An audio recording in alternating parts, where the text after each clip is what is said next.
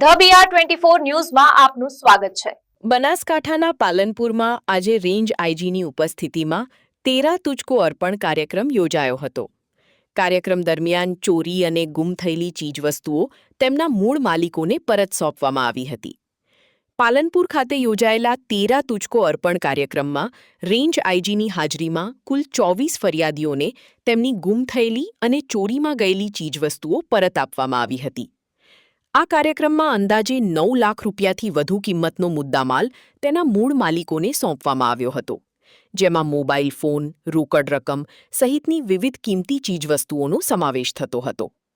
પોતાની ખોવાઈ ગયેલી વસ્તુઓ પરત મળતા ફરિયાદીઓએ ખુશી વ્યક્ત કરી હતી અને બનાસકાંઠા પોલીસની કામગીરીની પ્રશંસા કરી આભાર વ્યક્ત કર્યો હતો।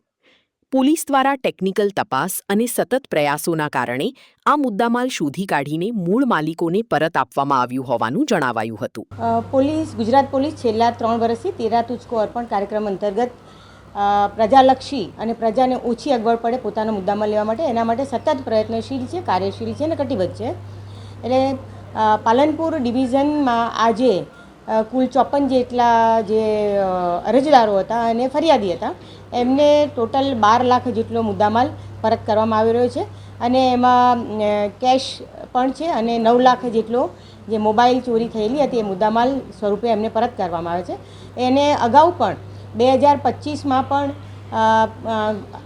જે બનાસકાંઠા પોલીસ એમણે 1 કરોડ અને 25 લાખ જેટલો એટલે પાલનપુર ડિવિઝન સ્પેશિયલી પાલનપુર ડિવિઝને 1 કરોડ ને 25 લાખ જેટલો મુદ્દામાલ પરત કરેલો હતો અને એ પ્રક્રિયા સતત ચાલુ છે।